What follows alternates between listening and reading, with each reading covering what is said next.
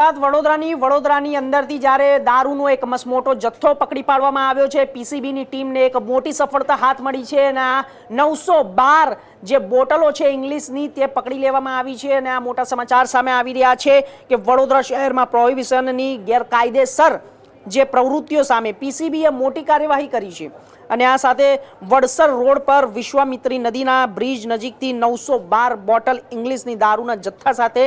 એક શખ્સને ઝડપી પાડવામાં આવ્યો છે અને પીસીબીએ દારૂ ઉપરાંત મોબાઈલ ફોન રોકડ અને 4 વ્હીલર સહિત કુલ 7,04,08 રૂપિયાનો મુદ્દામાલ કબજે કર્યો છે।